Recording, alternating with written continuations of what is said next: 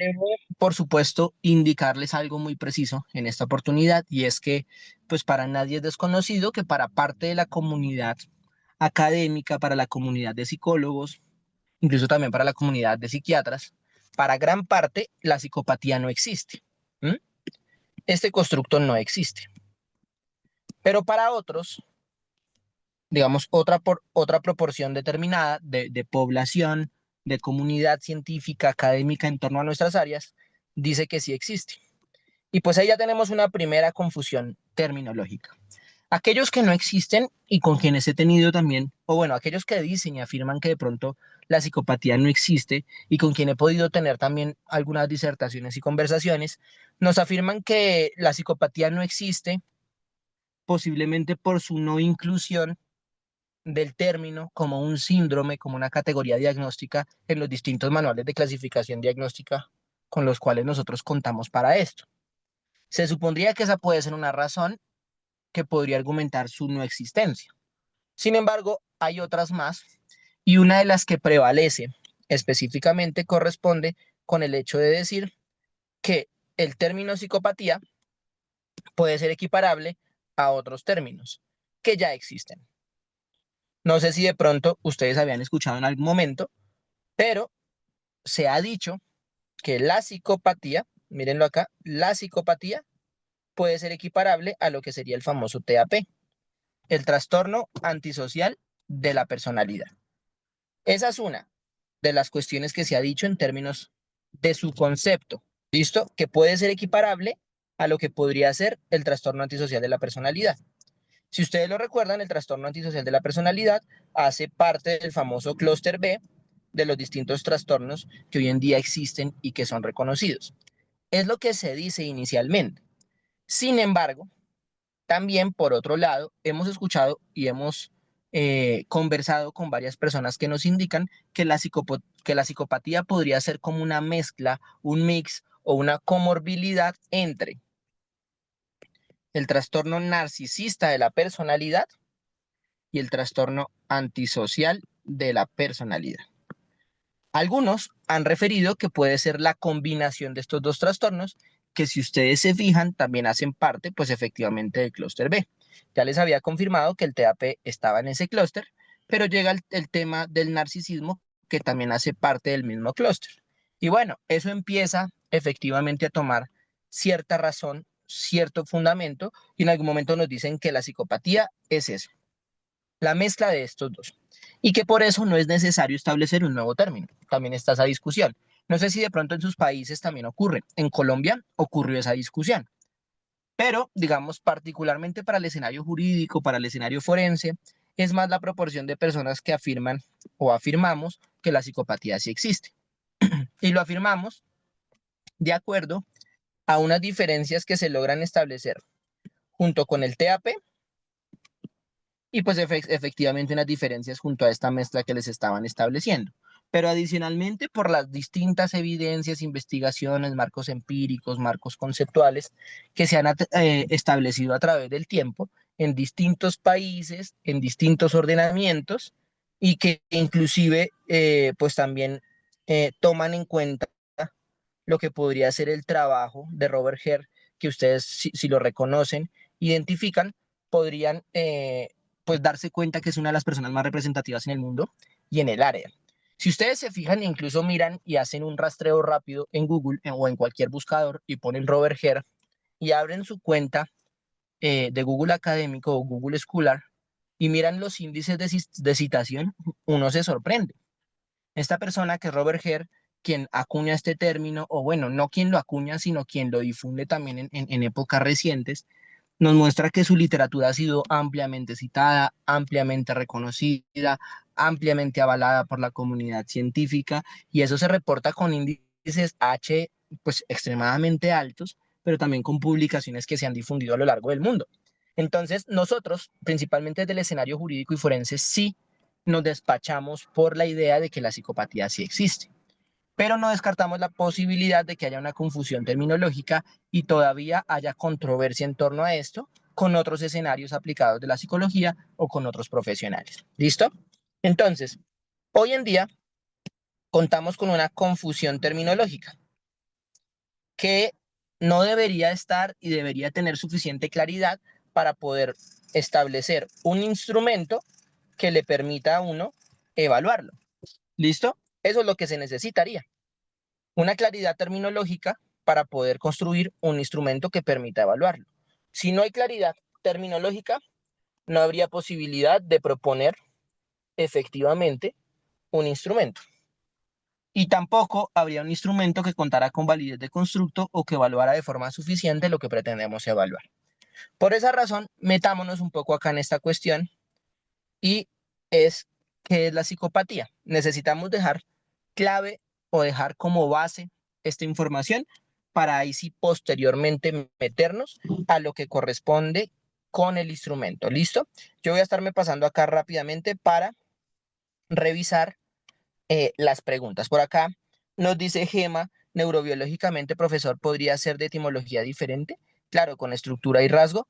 Claro, a nivel neurobiológico, Gema, también hay discusión. Exacto, pero ya vamos a abordarlo. Porque, pues efectivamente, también hay un componente allí importante a conversar y que podría hacerlo diferente a lo que podría ser otro constructo relacionado como el trastorno antisocial de la personalidad. Entonces, vámonos a hablar sobre qué podría ser la psicopatía. ¿Listo? Tradicionalmente, cuando intentamos definir el constructo, vamos a ver que es definido como un trastorno, pero un trastorno de personalidad. Miren cómo se define. Y la personalidad es el constructo macro que abarca a la psicopatía. Y es un trastorno de personalidad psicopático que se caracteriza principalmente por un comportamiento social inadaptado. Eso es lo que habitualmente encontramos en la literatura cuando reconocemos que la psicopatía sí existe. ¿Listo? Entonces, sin embargo, les cuento y les hago la claridad aquí. Solo en raras ocasiones puede que se observe este comportamiento social inadaptado en las personas con psicopatía. Voy a dejar esa duda porque más adelante lo vamos a discutir. Tradicionalmente se define así, un trastorno de personalidad psicopático que tiene pues una característica principal y es el comportamiento social inadaptado. Ese es uno. Sin embargo, en raras ocasiones, miren, les hago la claridad, y es, en raras ocasiones ha sido observado entre los psicópatas esa conducta social inadaptada. Y se van a dar cuenta más adelante en los criterios diagnósticos o en los criterios que se han como reunido para diagnosticar el tema. Pues es probable que no se muestre, sino que por el contrario encontremos psicópatas que son efectivamente normoadaptados, que se ajustan a la norma, y esto pues efectivamente sorprende. Pero ya ahorita lo vamos a hablar más adelante. Y de acuerdo a esto, si es trastorno de personalidad, pues ustedes estarán pensando, seguramente esto debe establecer o debe estar en algún manual de categorías diagnósticas. Nosotros, a nivel general, contamos con dos manuales muy importantes que nos definen esas categorías diagnósticas. Esos criterios, esos síntomas, esos signos que se reúnen nosológicamente para un diagnóstico. Y esos dos manuales ustedes lo reconocen, es la clasificación internacional de las enfermedades, que ahorita contamos con la versión número 11, pero también está el DSM, que es el manual de diagnóstico y de clasificación estadística de los trastornos mentales, que ahorita estamos en la versión 5 revisada. Ambos manuales aparecen efectivamente en lo que sería un año reciente y es el 2023. Acá estaríamos hablando de lo que corresponde al DSM y a la clasificación internacional de las enfermedades. Estamos en el 5TR y estamos en la versión 11. Se supone que esas son las más actualizadas. ¿Listo? Les cuento que en ambas no aparece la psicopatía, pero sí es un trastorno y no aparece qué podría estar sucediendo, cuál podría ser la explicación de eso. Pueden haber varias explicaciones en torno a ello. ¿Listo? Dentro de las varias explicaciones, pues ya vamos a intentar abordar algunas. Les voy a dar un ejemplo. Miren aquí, ustedes en este momento pueden ver el DSM-1, la primera versión. Y miren, efectivamente desde que sale el DSM se proponen categorías asociadas a los trastornos mentales. Y dentro de esos trastornos mentales encontramos todo lo que tiene que ver con personalidad. Miren, este es el DSM-1. Esta es la tabla de contenido.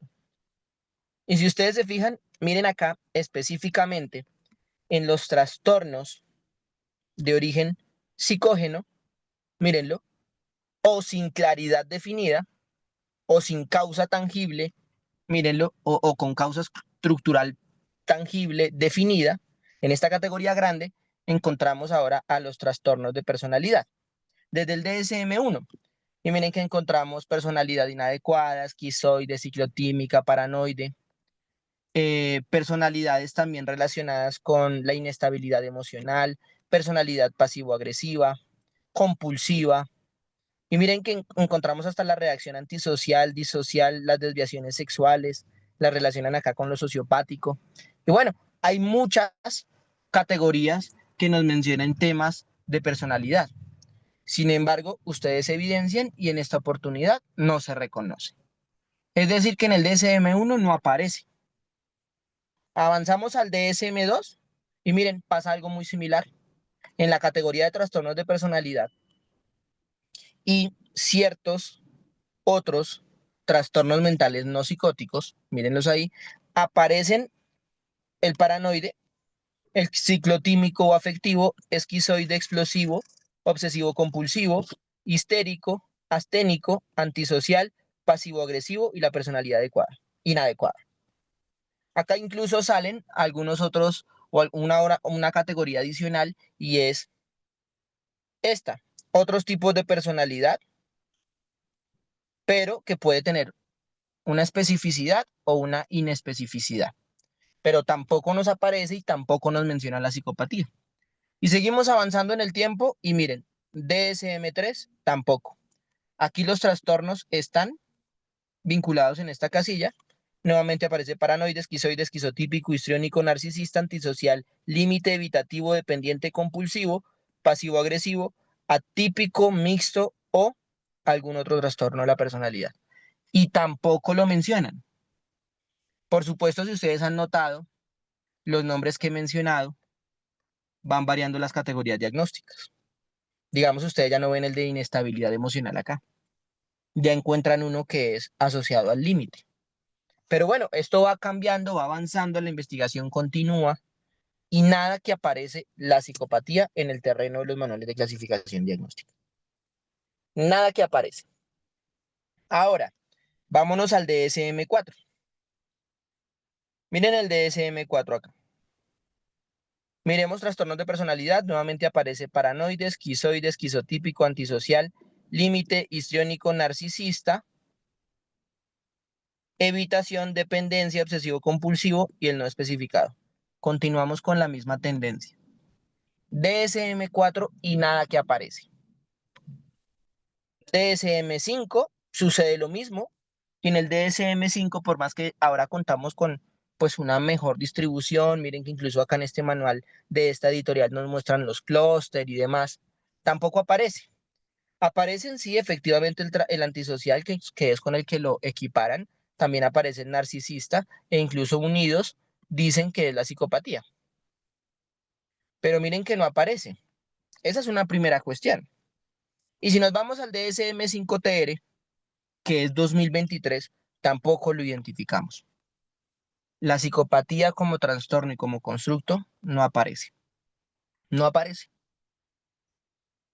Eso efectivamente me conduce a pensar varias cosas y es, primero, ¿cuáles son las razones para que no aparezca?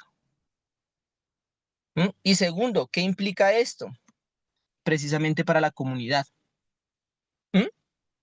¿Qué implica? Efectivamente, esto nos pone a pensar algo. ¿Qué es lo que nos pone a pensar? Miren lo siguiente. Me paso aquí por un momento a mi buscador. Quiero que me indiquen, por favor, si ven mi buscador en este momento, si se pueden los organizadores o por el chat del Sí, Zoom, también puede revisarlo. sí, ¿Sí se? sí, ya se veía que estaba en el Google Listo. Académico. Listo, vámonos al Google Académico, que es un buscador sencillo y amplio, y metámonos a mostrarle lo que les decía. Si yo pongo psicopatía, no más, y hago enter, quiero que miren la semejante cifra que aparece en torno al constructo. Si ustedes se fijan bien, hay un total de 158.000 resultados. Eso es una cantidad enorme de literatura en donde se usa el constructo. Lo que también me conduce a pensar, entonces no existe todavía, o sí existe, o qué pasa para que de pronto en los manuales de clasificación diagnóstica no sean reconocidos y de pronto en otros escenarios sí.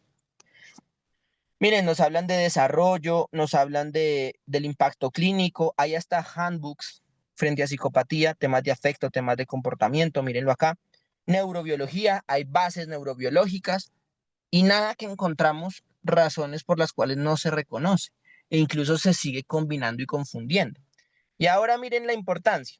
Si nosotros le ponemos aquí la relación con violencia, miren que hay 66.900 resultados en donde se aborda esta relación. Eso es extremadamente alta cifra. Y entonces miren que podemos empezar a establecer relaciones entre psicopatía y múltiples constructos, pero como estamos acá en el escenario criminológico y forense, pues les puse este intencionalmente y miren todo lo que hay. Nos estamos dando cuenta que la psicopatía se está relacionando con violencia, por más que más adelante les voy a hacer una claridad y es, no necesariamente el psicópata por ser psicópata comete delitos, cuestión que sí puede pasar con otro trastorno. En este caso, la característica principal del psicópata no es el delito, hay otras más, pero miren que puede desarrollarse y relacionarse mucho con el tema de la violencia. ¿Listo? Y ahora, lo que les decía ahorita, yo puedo poner simplemente a Robert Herr, que es la persona quien a lo largo del tiempo ha difundido este constructo. Mírenlo nomás, abramos el Google académico de Robert Herr. Y miren, son cifras alarmantes. Solo tiene, miren la primera cita, que es el manual para el checklist para evaluar la psicopatía, que es el PCLR, que es el que vamos a ver. Solo ese manual tiene 11.460 citas. Es una cosa alarmante. Que un texto se cite tantas veces quiere decir que efectivamente la comunidad académica primero lo está avalando, lo está reconociendo, lo está difundiendo y no es algo que esté por ahí escondido y que por el contrario todavía tenga duda de aparición. ¿Mm?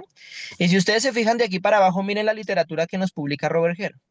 Prácticamente todo tiene que ver con psicopatía, prácticamente todo. Obviamente habrán algunas cosas que no, pero miren toda la literatura que ha publicado con respecto a psicopatía y lo ha hecho en distintos medios de comunicación en donde hay evaluación por pares. Hay jueces expertos que evalúan y determinan si estos textos son objetivos, si estos textos tienen validez, si tienen información relevante, si se ha comprobado algo. Y miren, podemos seguir bajando y encontramos literatura a grandes cantidades sobre psicopatía. Y la pregunta nuevamente llega a considerarse y es, ¿cómo sabemos nosotros que realmente esta información puede ser entonces falsa y el constructo no existe? ¿Qué es lo que podría estar pasando y qué discusión podemos nosotros tener en torno a esto? Y miren, tenemos literatura la que quieran. Y ahora vayan al inicio y observen por un momento las citas totales de Robert Herr. Robert Herr tiene 89.898 citas. Eso es una cantidad, pero alarmante. Ustedes se ponen a hacer la tarea de pronto de mirar el índice de citación, el nivel de citación de un autor y de su trabajo, y es muy complicado llegar a citaciones tan fuertes como estas. ¿Por qué? Porque efectivamente no siempre todo se difunde tanto, se generaliza tanto. O bueno, no se generaliza, sino que se envía y se aplica y se usa de forma empírica en distintos escenarios. Miren, ustedes pueden abrir solamente esta literatura acá y ustedes pueden encontrar mucho de lo que podrían ser las citas. Miren, el manual de psicopatía. Y miren todas las citas. Solamente en el 2025 tiene 160 citas, más de 160, o sea, en este año, lo que llevamos de este año. Y miren, hay literatura, hasta revisiones sistemáticas que hablan de las características psicopáticas y lo relacionan con distintos constructos también a la vez. Miren, pueden verlo, específicamente pueden confirmarlo, y hay literatura que salió en el 2025 asociada a psicopatía y ya tiene al menos 5 citas. Es un tema que todavía se sigue investigando, se sigue abordando. Por supuesto, no se ha resuelto todo, pero sí hay un reconocimiento frente al constructo. Cuestión diferente sucede cuando en los manuales de clasificación diagnóstica no se encuentran. Pero el hecho de que no esté aquí no puede significar directamente que el constructo no existe o que el constructo no es válido. ¿Listo? Esa es la primera claridad que quiero establecer en este momento. Porque si el constructo no existiera y el constructo no fuese válido, lamento decirles que quienes ingresaron a este módulo estarían haciendo algo falso. Es decir, estarían estudiando algo que no existe. ¿Y para qué lo estarían estudiando? Para nada, porque no se podría aplicar. Pero efectivamente el resultado no es así, tampoco debe ser así. Y sí hay investigación, sí hay constructo y por eso podemos hablar de un módulo como estos. Bueno, avancemos y llega esta pregunta. Mírenla acá. ¿Por qué no aparece en los manuales de clasificación diagnóstica un constructo como estos? Quisiera, por supuesto, que los participantes, si lo desean a través del chat, lo pudieran poner. Yo les voy a contar las distintas hipótesis que han salido y que he escuchado por allí. Efectivamente, no podemos dar a una hipótesis de estas como la principal solución al hecho del por qué esto no está. ¿Listo? Pero les voy a contar como qué es lo que habitualmente dice la gente, incluso dicen profesionales de la psicología. Y por eso también sería ideal que ustedes, si lo desean, puedan escribir a través del chat y comentar su posible explicación. Pero una posible explicación que han dado por allí tiene que ver con el malestar clínicamente significativo que podría generar un trastorno. Eso lo han mencionado. Nos han señalado que efectivamente el psicópata no siente malestar. La psicopatía, a diferencia de otras entidades diagnósticas, no genera malestar. Eso lo han dicho.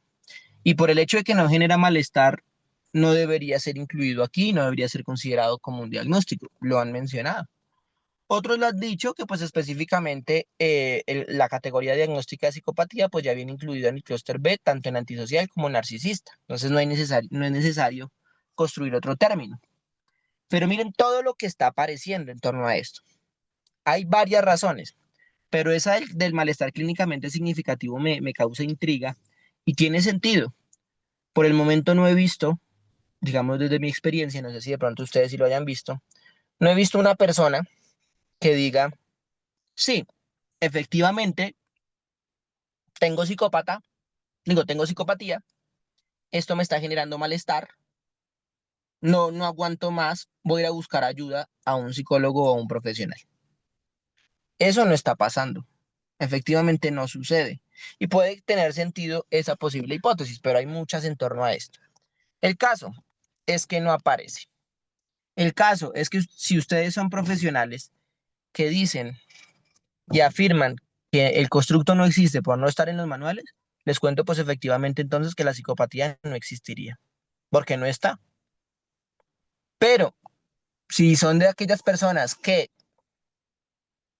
podrían despacharse por el otro lado y es afirmar, indicar o pensar o creer en que la psicopatía sí existe, pues van a encajar con muchos de los criterios que ustedes van a escuchar en las próximas diapositivas. ¿Listo? Entonces, ¿por qué no aparecen? Bueno, por muchas razones. Vamos a ver si por el momento, bueno, no han escrito nada en el chat. Miren acá y vamos a meternos en psicopatía.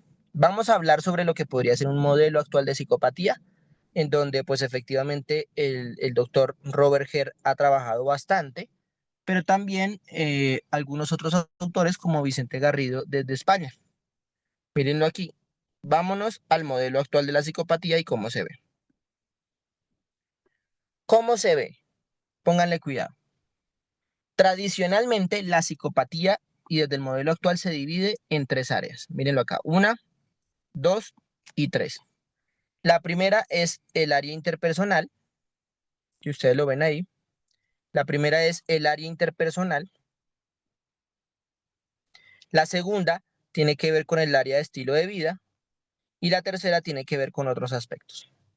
Son las tres áreas generales que se han establecido para este constructo. Y en cada área se han encontrado síntomas, signos, indicadores, como lo queramos denominar en esta oportunidad, que se relacionan y se identifican en aquella persona que tiene psicopatía. ¿Listo? Todo esto que ustedes ven acá son como si fueran criterios diagnósticos, indicadores y toda la cuestión para identificar quién es y quién no es psicópata. Hacer una distinción entre quién sí lo es y quién no lo es. Aquí están. Voy a tratar de explicarles lo que corresponde a cada uno de ellos para que hagamos el marco conceptual general del constructo. ¿Listo? Entonces, ¿cómo se daría la cuestión? Empecemos por el área interpersonal. ¿Cómo se daría la cuestión? Miren acá.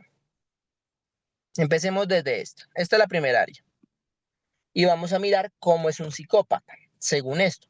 Por supuesto, estos criterios diagnósticos se establecen, se refinan, se reúnen en tiempos recientes por los autores que les cito, principalmente Robert Hare. Pero, efectivamente, desde hace ya varios años, incluso desde Philippe Pinel, eh, precisamente un científico francés, pues ya se estaba hablando de un delirio sin locura, de personas que podían tener dificultades con la conciencia moral. Ya desde hace muchos años se hablaba de la posible existencia de una psicopatía, pero es hasta tiempos más recientes en donde se reconoce la unidad de estos constructos y el tema, ¿no? Eso es lo que pasa ahí. ¿Listo? Entonces vámonos a lo que recientemente se ha indicado y nos vamos frente al área interpersonal. ¿Qué se habla con respecto a esto? Se dice primero que efectivamente el psicópata o quien tiene psicopatía tiene locuacidad. Ese es el primer criterio. No por orden de importancia ni nada, es el primer criterio que aparece en mi diapositiva. Y son encantadores superficiales, a nivel superficial. Miren, entonces tienen encanto y tienen locuacidad. ¿Eso qué quiere decir? El psicópata es una persona que tradicionalmente tiene muy buenas habilidades sociales. Tradicionalmente tiene muy buenas habilidades sociales. Y de acuerdo a eso, pues pueden ser personas que se hacen muy atractivas o muy atractivos para los demás. Miren lo que les digo, el encanto. Son personas que pueden ser muy atractivos para los demás y que cuenten de pronto con una gran capacidad de envolver, una gran capacidad de convencer y de engañar también a otros. Literalmente, aquí con la locuacidad y el encanto superficial encontramos a una persona que puede envolver, puede gustar, encantar, eh, puede convencer fácilmente en una conversación a otro. Y aquí es donde les cuento pues lo de las habilidades sociales. Se dirán, pero ¿para qué nos cuenta esto, profesor? Yo les cuento esto específicamente porque es una característica que nosotros tenemos que objetivizar a través del instrumento, pero también es una característica que nosotros tenemos que tomar en cuenta en el proceso de evaluación. Piensen ahora qué tan complejo puede ser el proceso de evaluación con un psicópata, sabiendo que son encantadores, que tienen locuacidad, hablan súper bien, convencen, engañan, tienen muy buenas habilidades sociales. ¿Se imaginan ahora el proceso de evaluación, cómo puede variar y cómo puede ser de diferente? Ahí les dejo la consideración, pero pues la vamos a ver más adelante, incluso relacionada con el instrumento y relacionada o relacionarlo con el tema criminológico, el tema forense, que es el que nos interesa. ¿Listo? Entonces, mírenlo bien. Vamos con locuacidad y encanto superficial. Es lo primero. Seguido, encontramos que son personas ampliamente egocéntricas. ¿Listo? El egocentrismo es una segunda característica del área interpersonal. Egocentrismo. Cuando hablamos de egocentrismo, de una vez quiero que ustedes se refieran a lo siguiente, y hay un amplio sentido de la propia autovalía. Estas personas, en general, pareciera que se consideraran como el centro del mundo, así lo dice Vicente Garrido en algún momento.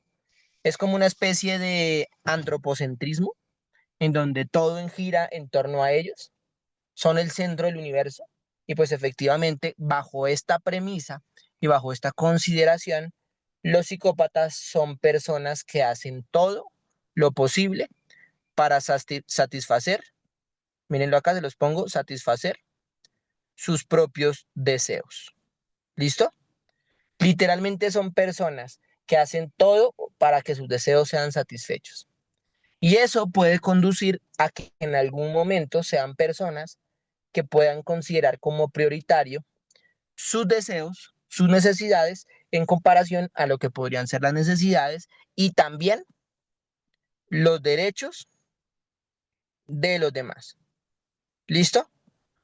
Esta es una parte muy importante, incluso cuando hablamos en el escenario criminológico o en las áreas de forense, en las áreas jurídicas o también en las áreas, digamos, del derecho que se interesan por esto cuando hay alguna comisión de delito o violencia y que sería el derecho penal. Pero miren cómo se da, egocéntricos.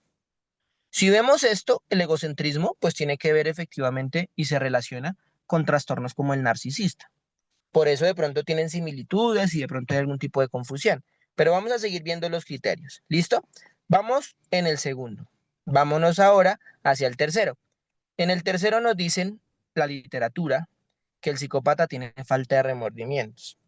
¿Cómo se da la cuestión? Falta de remordimiento, efectivamente, podríamos traducirlo a la ausencia de sentimientos de culpa. ¿Listo? No hay culpa tradicionalmente en esta población. Y ustedes dirán, ¿pero a qué se debe eso? Se da de acuerdo a lo anterior.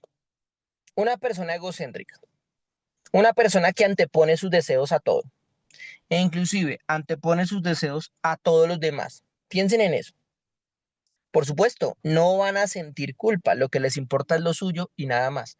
Primero yo, segundo yo, tercero yo y nada más. ¿Ah? Eso es lo que ocurre.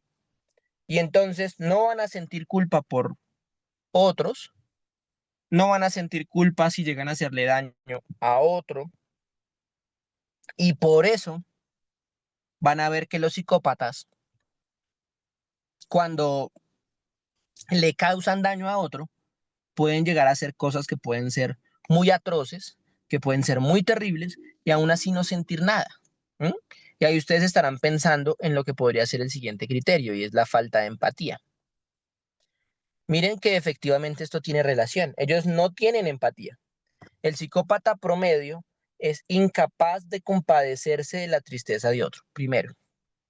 Y más cuando son ellos los culpables o los causantes de esa tristeza, no les importa. ¿Mm? No genera ningún tipo de malestar o insatisfacción, primero. Pero también son personas que no son capaces de sentirse contentas, alegres, cuando ven que otra persona es exitosa. ¿Listo? Entonces miren cómo se da la cuestión. No tienen empatía. No se sienten tristes, no se sienten contentos en función de las otras personas, literalmente no identifican lo que las otras personas sienten y tampoco se identifican con eso.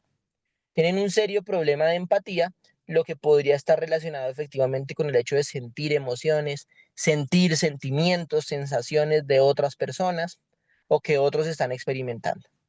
Puede que aquí, obviamente voy a hacer una claridad, los psicópatas comprendan cuáles son las emociones, comprendan frente a este tema, sepan de qué se trata, pero su comprensión es más desde un orden intelectual. ¿Listo? Se comprende más desde un orden intelectual. ¿Cómo así? Particularmente los psicópatas pueden entender qué es una emoción.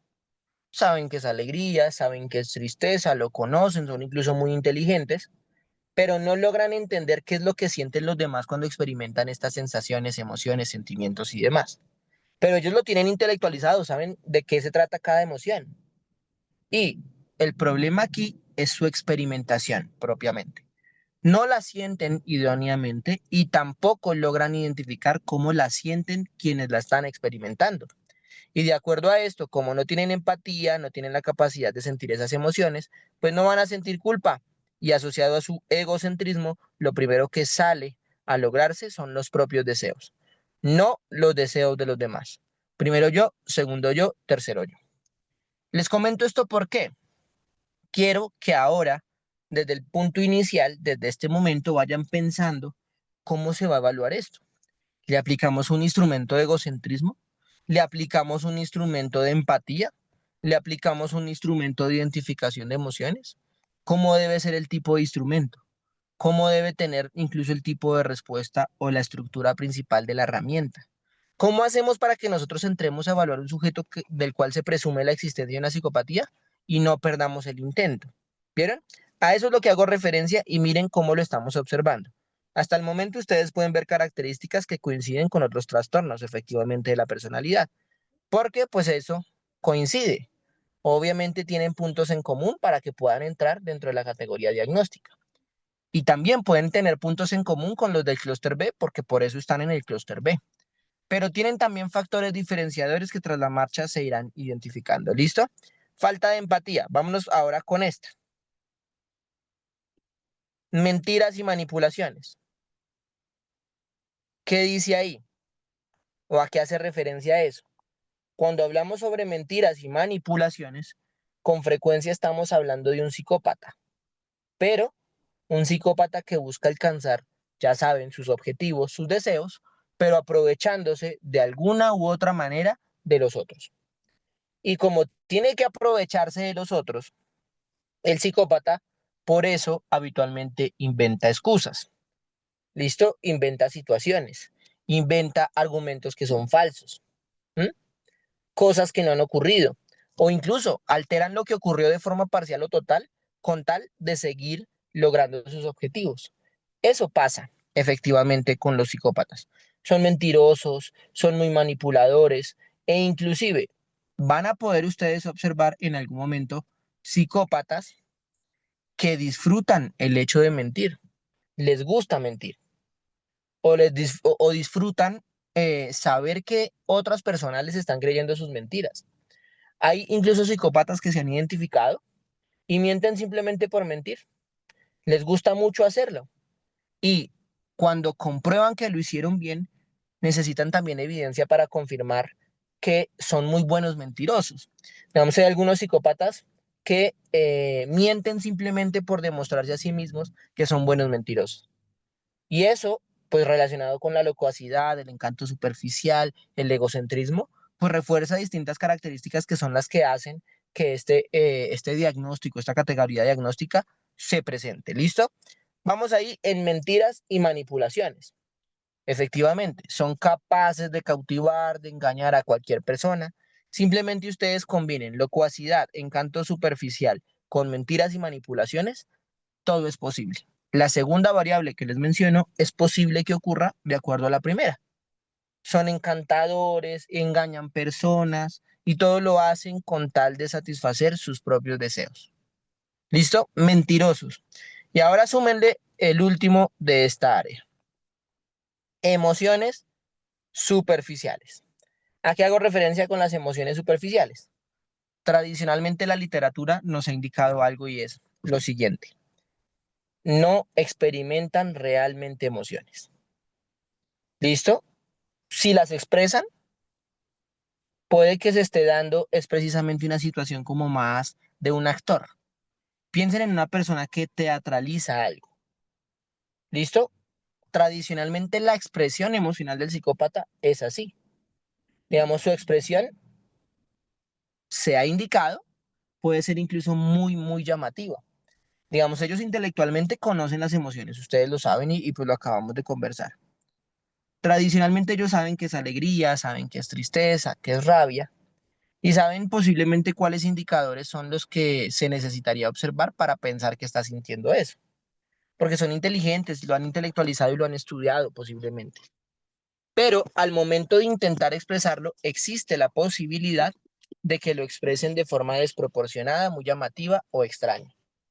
Digamos, hay psicópatas que quieren mostrarse triste y en vez de, digamos, simular o teatralizar una situación normal, puede que ya lleguen de un momento a otro de una forma muy sencilla o desde un tiempo muy rápido al hecho de llorar convulsivamente. Digamos, el llorar de modo exagerado de un momento para otro. Y también de un momento a otro salen del llanto, empiezan a reír y hacen chistes. Lo cual en algún momento nos muestra que ese llanto convulsivo, esa tristeza que quiso manifestar, pudo haber sido de tipo superficial. ¿Listo? Entonces, vamos a ver que a los psicópatas les pasa eso, pero también pueden pasar de un estado de ánimo a otro de una forma muy rápida. Y no porque presente un trastorno relacionado con el estado del ánimo, sino que aquí es precisamente una habilidad que tiene. Digamos, durante las entrevistas, un psicópata puede llegar llorando porque necesita obtener algo. Y llora convulsivamente, se pone demasiado triste, pareciera que fuera la persona más deprimida e incluso nos despierta alarma frente a conducta autolesiva o conducta suicida. Pero de un momento a otro también puede pasar lo siguiente y es, está hablando sobre lo que sería una tristeza y de un momento a otro sale de la oficina, sale del lugar y se pone feliz. Imagínense eso, se pone feliz, hace chistes, se arregla, se viste, se peina y uno dice, pero realmente la persona no era que estaba muy triste, no era que estaba demasiado triste. Yo no he visto personas demasiado tristes que realmente estén tan interesadas por su estética, por su peinado o por cosas así. Es por esa razón que entonces también se le atribuye como criterio diagnóstico a esto el hecho de que pues presenten emociones superficiales o emociones que pueden ser expresadas con algún objetivo ulterior. Y es conseguir específicamente la satisfacción de uno de sus deseos o también una de sus necesidades. Eso es lo que pasa aquí. Y miren que todo es desde el área interpersonal. Esto desde el área de la relación con otro. Encantadores, con locuacidad, egocéntricos, sin remordimiento, falta de empatía, mentirosos, manipuladores y ahora expresan emociones de forma superficial. Y las expresan porque necesitan expresarlas. Ahora imagínense la capacidad tan interesante que tiene esta población para teatralizar algo, ¿no? Bien engañadores, bien mentirosos, pues efectivamente puede que se constituyan en algún momento como personas que pueden ser ampliamente peligrosas para personas vulnerables. Por eso también hemos visto, incluso Vicente Garrido lo ha señalado en alguno de sus libros, que encontramos personas psicópatas que tienen muy buenos cargos, manipulan, mienten, son irresponsables, son psicópatas, pero abusan también, violentan a otro. Y lo hacen desde un escenario normal adaptado en donde se supone que es una gran persona y una persona exitosa. Miren acá algunos síntomas. Sigan pensando lo que les decía ahorita. ¿Cómo evaluar esto? ¿Cómo objetivizar esto? Digamos, si yo llego y le aplico, no sé, un instrumento de emociones, les apuesto y les aseguro que el psicópata incluso, si es formato tipo test y son ítems, podría burlar el instrumento. Porque es que la persona, el psicópata, conoce de qué se trata teóricamente cada emoción. De pronto no las han expresado genuinamente, pero lo han leído, lo saben, que hay que mostrar, que no hay que mostrar, cuáles son unos posibles indicadores fisiológicos, corporales, que me permitieran a mí hacerme pasar por triste, por feliz, por penoso, etcétera. Ellos lo saben y nosotros no nos podemos aproximar a ellos con un instrumento que sea de sencilla resolución y que lo pueda manipular rápidamente. Porque ¿qué podría pasar? Que nosotros también como psicólogos caigamos en lo que serían esas mentiras, esas manipulaciones y ellos logren sus deseos, logren sus objetivos y logren satisfacer sus necesidades. Ahora, qué difícil podría ser inventarse un instrumento para esto. Quien lo inventó, que fue Robert Herr, pues muy habilidoso. Ahora cuando se está validando, qué difícil sería que hubiese consistencia, que hubiese validez. Y este instrumento lo ha mostrado, que es el instrumento que vamos a hablar, que es el PCLR. ¿Listo? Esta es la primera categoría. Quisiera preguntarles algo acá a los participantes y es si hay alguna duda. Voy a mirar. Uy, ya veo algunos mensajes. Gema nos dice lo siguiente. A lo largo de los años creo, y viendo la casuística forense en 14 años, que los trastornos son más estructurales y permanentes de malestar crónico. En cambio, la psicopatía tiene características de varios trastornos de personalidad como rasgo y neurobiológicamente las pocas, bueno, esto puede ser resonancias magnéticas, sí, y tomografías por emisión de positrones que he visto funcionan diferente. A veces el antisocial narcisista es un constructo diferente en su manifestación clínica cercana al delito y violencia, claro. Aunque no absoluto, la psicopatía existe. Bien, Gema. Muchas gracias por tu comentario, efectivamente muy ajustado a lo que hemos conversado.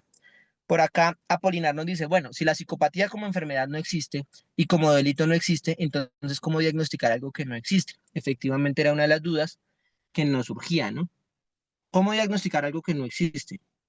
Una entidad que no aparece. ¿Mm? Por ahora no aparecen los manuales de clasificación diagnóstica. Y eso sería un indicador no de su existencia, sino de su no validación por la comunidad que construye pues estos manuales. Gemma nos dice, desde menores he visto casos de violencia extrema que no pasan por trastorno de personalidad, sino ya falta de empatía extrema, frialdad, violencia brutal, no remordimiento. Claro que no todo trastorno de personalidad antisocial sería, o trastorno de personalidad narcisista es psicópata ni delinque. Ni todo psicópata delinque brutalmente, pero sí he observado ciertos parámetros presentes aún más socializado. Súper. Nos dice Chase, el doctor, ¿existen programas de intervención en casos de psicopatía? ¿Qué tan efectivos son? Eso, Chase, frente a tu duda, pues se han implementado varias cosas. Incluso el mismo Robert Herr lo ha implementado.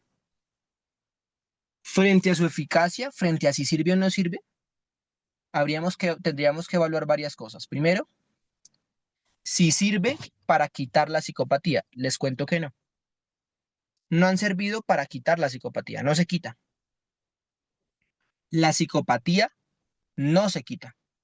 Hasta el momento no. No es algo que se pueda remitir, no es algo que se pueda, como les digo, quitar, desaparecer. Es un trastorno de personalidad y ahí no hay evidencia de una terapia, psicoterapia, intervención que sea eficaz. Incluso el mismo Robert Herr nos dice no hay cura.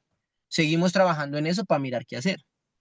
Pero sí han habido intervenciones, Chasel, que sirven para efectivamente ayudar a prevenir algún tipo de recaída, pero en actividad criminológica específica, de pronto.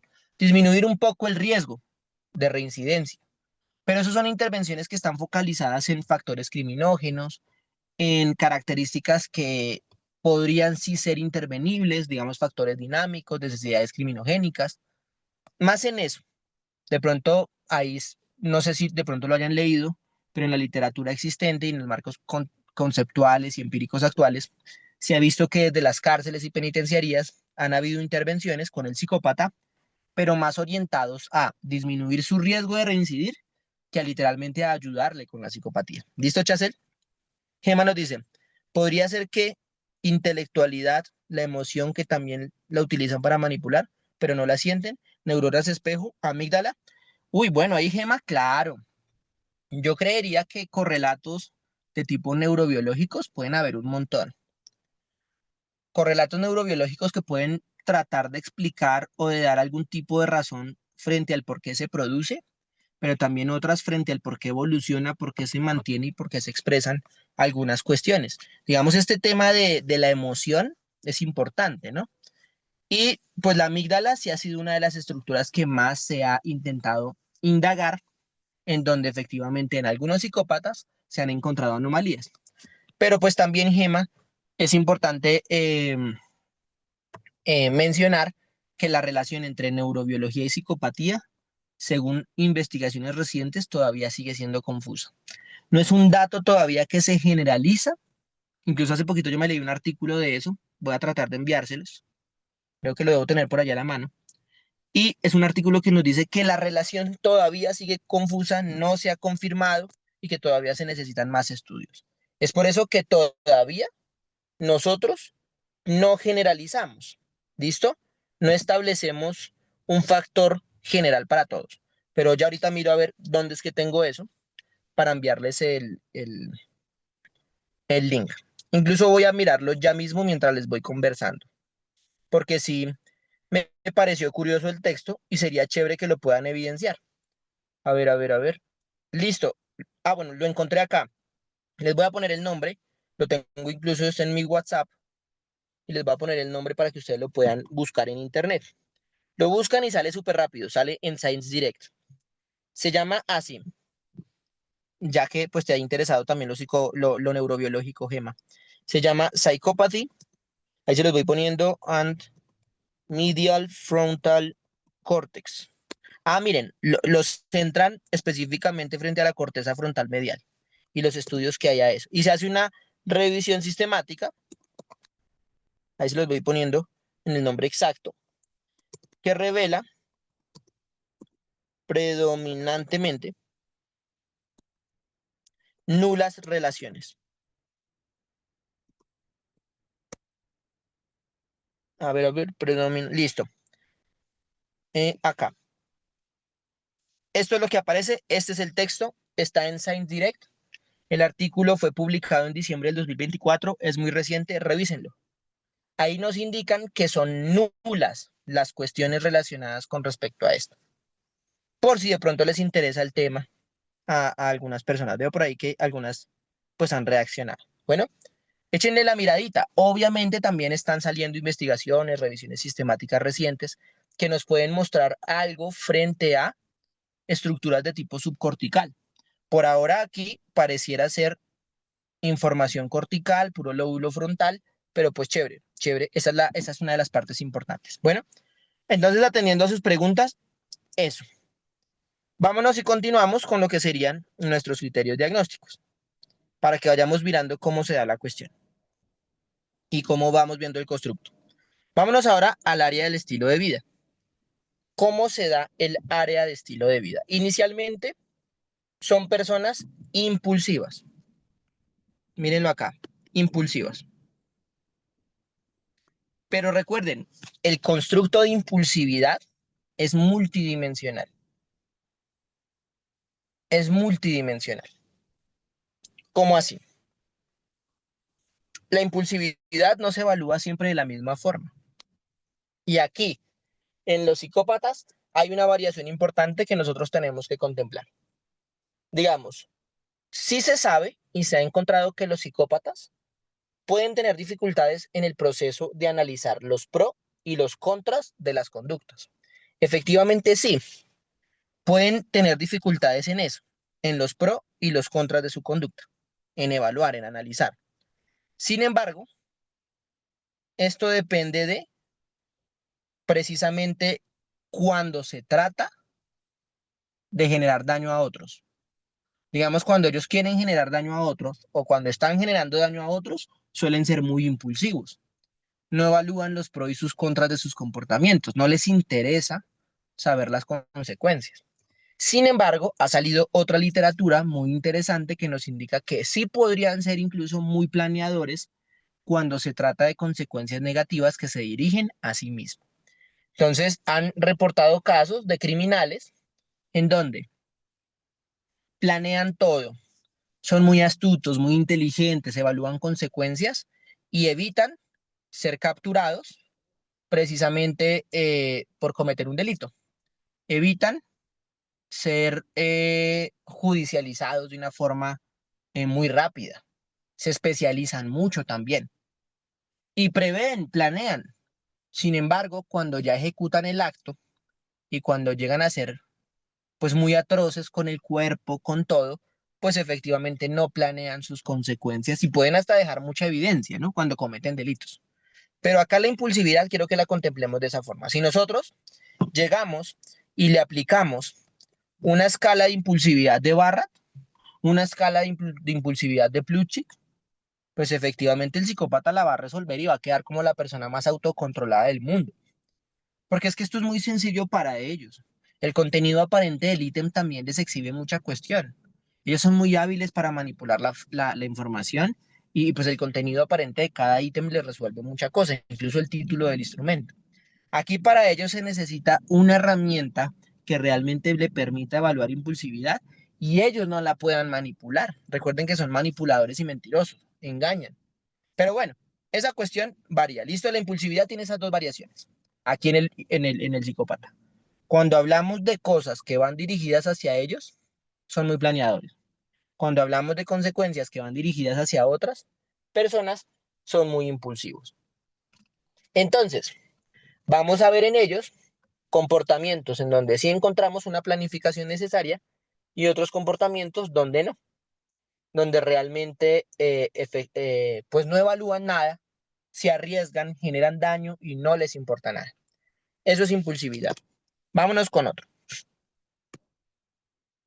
Deficiente control de conducta. ¿Cómo es este? Los psicópatas, cuando inician o participan de alguna acción y ya la ejecutan, es muy difícil que se detengan. Es muy complicado. No me atrevería a afirmar ni a generalizar que todos lo hacen. De pronto hay alguno que sí. Sin embargo, la literatura también ha sido consistente en señalarnos que son muy difíciles de controlar. No tienen control de su conducta. Y pues efectivamente cuando se trata de agredir a otros, cuando se trata de generar daño a otros, no se refrenan tan fácil. ¿Listo? No es tan sencillo que se refrenen.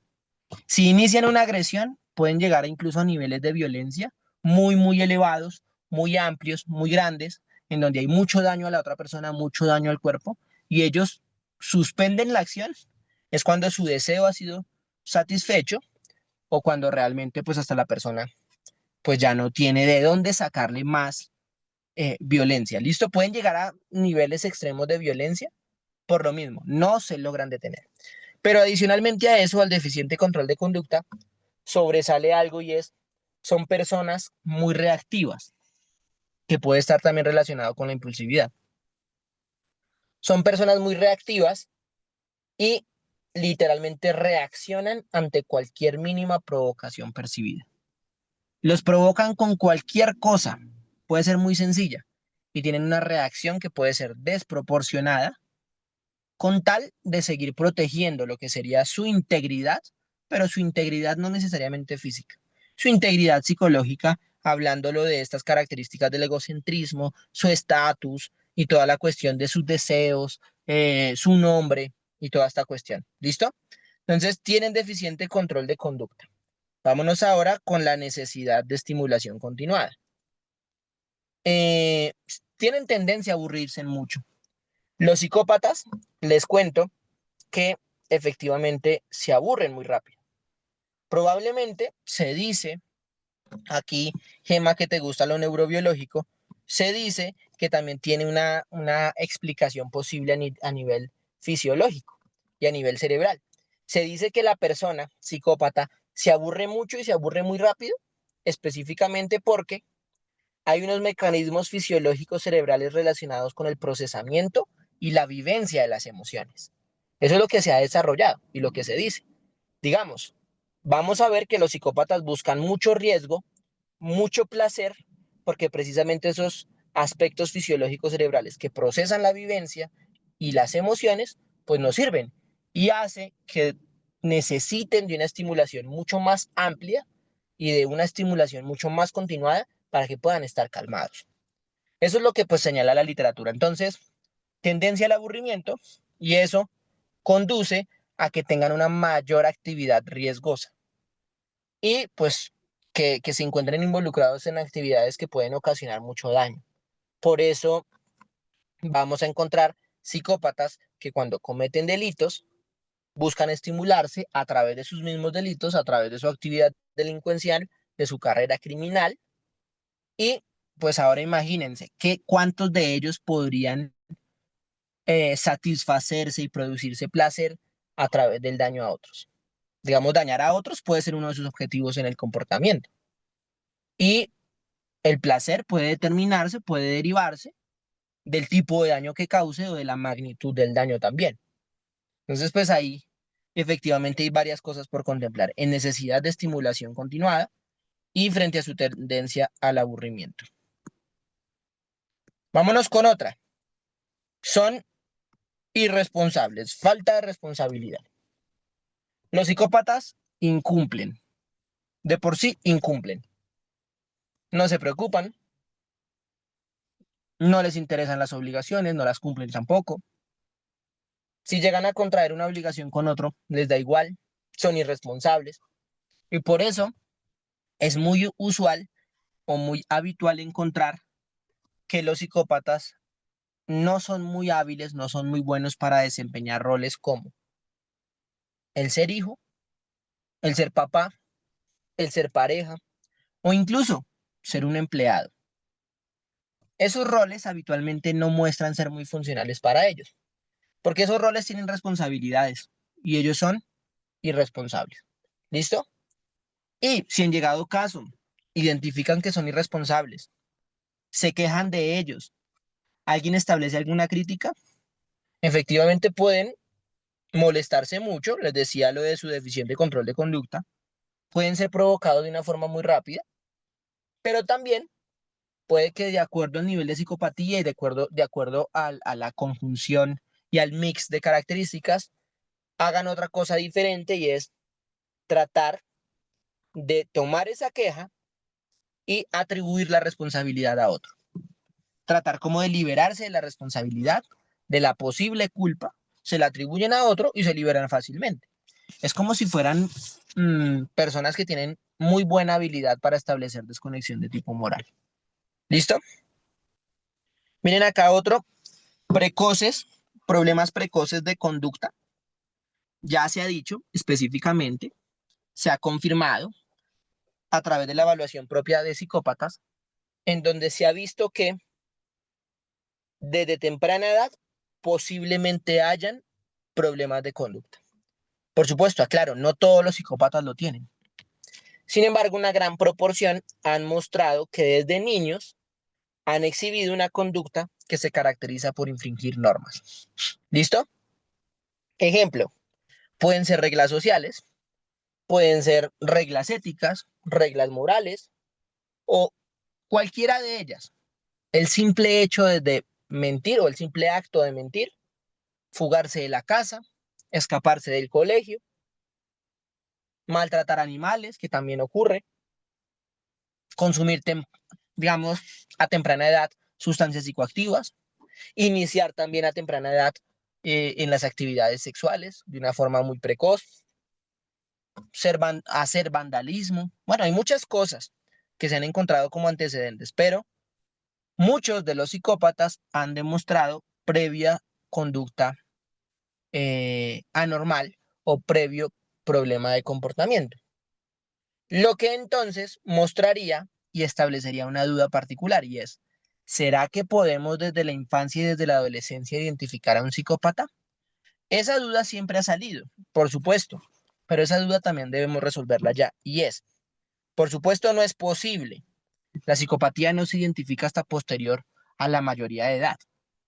Es un trastorno de personalidad. Pero si hay algunos investigadores, incluso el mismo Robert Herr y Vicente Garrido lo han sugerido, y es, estemos atentos a la infancia, a la adolescencia, porque pueden haber indicadores, una especie de marcadores que nos señalen a nosotros que el niño o niña podría ser psicópata en la adultez. Estamos hablando de características que nos ayuden a predecir el desarrollo del diagnóstico en la adultez. No es ético, por supuesto, que digamos, no, el niño es psicópata. No es ético, porque pues específicamente no podemos decir que es ese diagnóstico. E inclusive las actividades que son de orden, eh, hablemoslo antisocial, que se oponga a la norma, pueden deberse a muchas razones. Aquí hay que tener cuidado. Pueden deberse específicamente a temas como de victimizaciones infantiles también, a dificultades parentales, violencia en el escenario familiar y muchas cosas más que también podrían conducir a que una persona, niño o adolescente, pues emita conducta que infrinja normas. Aquí hay que tener mucho cuidado, pero en los psicópatas y en su historial se ha encontrado. ¿Listo? Y ahora, váyanse a la conducta antisocial adulta. También hay información. Tienen problemas precoces de conducta, pero también ha habido información que nos señala que como adultos emiten conducta antisocial. Dentro de la conducta antisocial, por supuesto, incluyase el hecho de cometer crímenes. Hay psicópatas que pueden llegar a cometer crímenes y delitos. Hay otros que de pronto no alcanzan a llegar o no lo hacen, pero sí ejecutan actividades que también infringen incluso normas éticas y normas sociales. No necesariamente el hecho de no cometer delitos no significa que yo no abuse de otra persona o no me aproveche de otra persona o no sostenga un estilo de vida parásito en función del rendimiento personal de otra persona. Estas personas, los psicópatas, tienen conducta antisocial adulta, que puede derivarse en un delito o crimen o puede que no. ¿Listo? Eso es importante aquí. Si han llegado caso no se derivan delitos, si en llegado caso no aparece nada relacionado con el escenario criminológico, penal, dogmático en ese escenario, puede que sí evidenciemos que el psicópata puede tener infracciones hasta de tránsito, infracciones no pagas y cosas relacionadas a lo que ahorita les mencionaba también de su falta de responsabilidad. Entonces, esto es pura área de estilo de vida. Así viven ellos. Son impulsivos, no se controlan, quieren hacer muchas cosas para producirse placer, para efectivamente no aburrirse, son altamente irresponsables y desde pequeños pueden presentar problemas de conducta que en la edad adulta se pueden exhibir. ¿Mm? Eso puede pasar, esa es su historia de vida, ese es el estilo de vida y así se comportan. Ahora sumen esto a lo anterior. Imagínense una persona impulsiva, no se controla, quiere producir placer a toda costa, no le importa nada, irresponsable.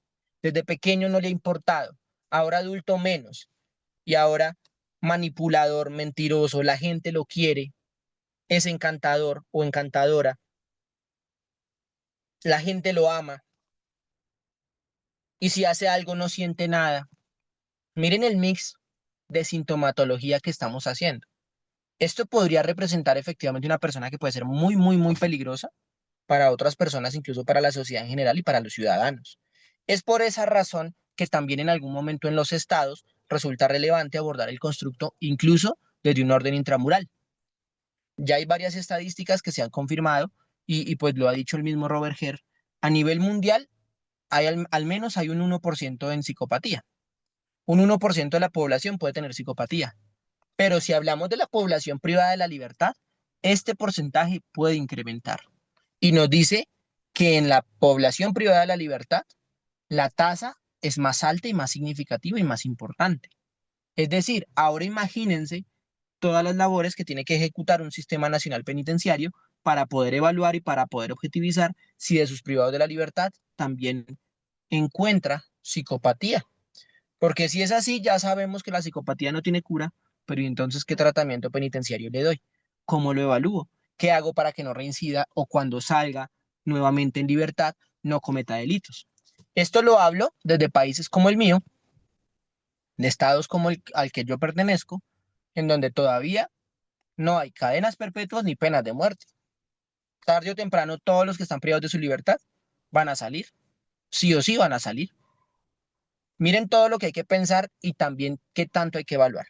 Y nos vamos finalmente a la tercera categoría y es el de los otros aspectos. ¿Cómo es esa última categoría? Se las pongo en consideración.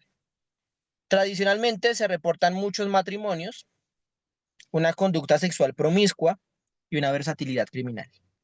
Son personas que no tienen un único matrimonio, tienen varios.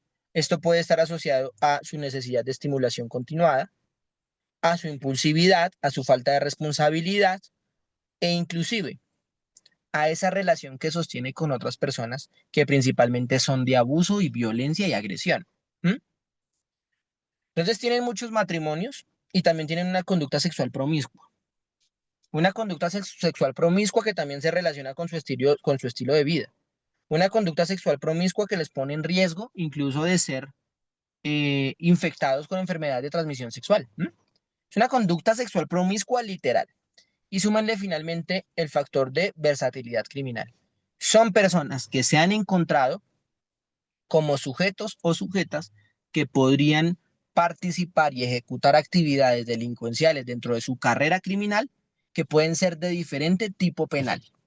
Es decir, pueden robar, pueden matar, pueden violentar sexualmente, pueden secuestrar, pueden extorsionar, pueden portar armas, pueden hasta comercializar estupefacientes. Tienen una capacidad de ser versátiles que es lo que también en algún momento los hace peligrosos para la sociedad. Y también lo que en algún momento dificultaría su intervención, porque es que a nivel penitenciario se supondría que también hay intervenciones por delitos. Y entonces yo lo intervengo por el hurto, que fue el delito que lo trajo a la privación de la libertad. Pero disminuye la probabilidad de que cometa hurtos, pero puede matar, puede violar, secuestrar, extorsionar y afectar distintos derechos o bienes jurídicamente tutelados, porque es versátil. ¿M? Y ahora súmenle a esto de la versatilidad criminal características como su especialización. Hay psicópatas que podrían llegar a ser muy, muy buenos en un delito, porque también son muy inteligentes. Son muy, muy, muy difíciles de capturar. E inclusive hemos visto en la historia muchos asesinos seriales que se presume tenían este diagnóstico, tenían psicopatía y se entregan. Ellos mismos se entregan porque se aburrieron de que no los encontraran. Se entregan porque de pronto otro asesino serial o algún otro criminal o alguna otra persona les está robando su protagonismo. Y esto nos conduce a pensar efectivamente que son demasiado buenos en el delito cuando llegan a esta categoría principal. ¿Listo? Porque como les comento, el hecho de ser psicópata no lo vincula a uno directamente con cometer delitos. Esa no es una categoría diagnóstica. Quizás sí sea una categoría que le interese mucho el trastorno antisocial de la personalidad, pero no a la psicopatía. Bueno, eso a modo general. Esto es psicopatía y esto es lo que se presume podría representarse en la categoría diagnóstica y lo que tendríamos que evaluar. Si es así, efectivamente en la evaluación van a haber herramientas. Mírenlo acá. Tradicionalmente, la evaluación de la psicopatía se hace en un nivel penitenciario y también en un nivel forense. Acá hablando de psicometría forense, pues efectivamente el marco principal va a ser este. No obstante, lo forense también se ejecuta en el sistema penitenciario. Muchas veces se ha encontrado interés de evaluar psicopatía, porque es que si yo evalúo psicopatía, también puedo hacer un pronóstico. Puedo predecir si esta persona podría tener tratamiento penitenciario o no, o si podría reincidir o no, o si podría yo brindarle un beneficio administrativo, digamos, de 72 horas como permiso, o brindarle la posibilidad de salir en libertad condicional. Miren que hay muchas cuestiones penitenciarias que permitirían ser resueltas si se evalúa a la persona y se determina que hay psicopatía o no. Pero en el punto 2 también encontramos muchas solicitudes forenses. Vemos que incluso desde personas que no están privadas de la libertad, también se les solicita este tipo de evaluación. Pensemos, esto se los quiero poner en consideración. ¿Será que en sus estados, en sus países, la psicopatía podría ser una causa de divorcio? Pensemos en el escenario de familia también, en el escenario eclesiástico. ¿Será que podría ser una causa de divorcio el hecho de ser psicópata? ¿O será que el ser psicópata también podría ser una causa para no brindarle una custodia o una patria potestad de un niño, niña o adolescente? Váyanlo pensando en función del constructo. Ahora, saltándome de estos escenarios, miremoslo a nivel penal. ¿Será que una persona tiene una mayor tendencia a emitir conductas violentas por el hecho de ser psicópata? ¿O será capaz de emitir un delito por el hecho de ser psicópata? Todas esas dudas son las que surgen en el escenario forense y por ende también se solicita su evaluación. Entonces les cuento, la evaluación de la psicopatía no es solo penitenciario, no es solo penal, no es solo porque hayan delitos, también pueden otros escenarios nutrirse de este proceso de evaluación. Y para ello surgen herramientas específicas como la PCLR, que es la que vamos a centrar nuestra atención en la siguiente sesión. Les cuento, esa es la más importante que hay a nivel mundial, pero pues han salido otras herramientas. Ya ustedes lo podrán googlear y lo podrán encontrar. Y también otra de esas herramientas es esta que ustedes ven acá, que es el PCL-SV, que es como una versión corta, abreviada, es un psychopathic checklist, pero short version, que por supuesto también se puede aplicar. Sin embargo, la más reconocida es la PCLR y esa es la que nosotros vamos a tomar para trabajar. ¿Listo? Hasta aquí yo creo que podemos dejar la sesión de hoy, por supuesto, para remitirme a ustedes y preguntarles si hay dudas y pues cómo les pareció. Entonces a los organizadores les cuento que hasta aquí podría dejar. Por mí está perfecto, ¿eh? Si gusta ir como resolviendo, porque sé que la mayoría de las dudas usted las fue respondiendo al ritmo, si gusta en lo mientras checar el último comentario que recibimos y voy a revisar en Facebook qué tenemos. Listo. Por ahora acá Apolinar nos dice, si existiera la psicopatía no fuera delito sino enfermedad, el problema que lo deje diagnosticar, que lo diagnostican posterior a conductas delictivas como si estuvieran prejuicios. Bueno, trato de comprender tu comentario, sí, Apolinar. Tradicionalmente la psicopatía sí la están diagnosticando posterior a un evento que causa relevancia jurídica. Vemos que mató, vemos que asesinó, vemos toda esta cuestión y por eso lo evaluamos. que es lo que nos parece curioso. Pero sí, sería ideal no tanto diagnosticarlo antes de que las cosas ocurran, incluso prevenirlo. Es mejor prevenir un psicópata a después de haberlo producido, intervenirlo. ¿Listo, Apolinar? Esa era la duda que estaba aquí. Georgina y Josefina nos da un comentario muy interesante. ¿Qué hay por allá? Ahí voy, permítame un segundo. Mientras, algo más que a usted le gustaría añadir como para ir dando el cierre a esta primera clase. Por ahora no, por mi parte, bien. Pues ya también aquí revisando a las personas que tuvimos en Facebook, no tenemos ninguna duda. Hasta el momento creo que todo fluyó bastante bien porque fue respondiendo como al ritmo que usted iba explicando. Ok, Georgina, muchas gracias. Entonces sería valioso recibir los comentarios, saber cómo les fue y pues vamos cerrando. Perfecto, pues sí, o sea, creo que todos estamos aquí bastante contentos. Ya prácticamente este último módulo del diplomado es completamente suyo, entonces va a ser interesante como ver toda esta continuidad de las diferentes pruebas que se van a ver en este módulo. Mm, Súper, claro que sí, Georgina. Excelente, bueno, entonces me gustaría agradecerle, maestro. Nos vamos a seguir viendo para todos aquellos que estuvieron aquí con nosotros y quieren seguir escuchando al doctor Carlos José. Vamos a tener 7 clases, tenemos pendiente a partir de esta, siendo la octava total de este diplomado para quien quiera participar con nosotros o quiera seguir escuchando al maestro. Tenemos clases jueves y sábados. Si ya ocurrir otra cosa, se lo vamos a avisar como al correspondiente tiempo para que podamos tener nuestras clases. Y sin más nada que decir, me despido de todos. Doctor, como siempre, un gusto estar con usted. Entonces, pues ya vamos a entrar a lo último para que terminemos este diplomado como debe de. Muchas gracias, Georgina, y a todos los participantes, a quienes asistieron. Espero haya sido interesante, haya sido información importante y bueno, nos vemos en una próxima oportunidad. Que tengan buena noche y un buen fin de semana. Gracias igualmente. Muy buenas noches a todos o tardes, dependiendo del horario en el que estén. Nos estamos viendo. Cuídense mucho y hasta luego.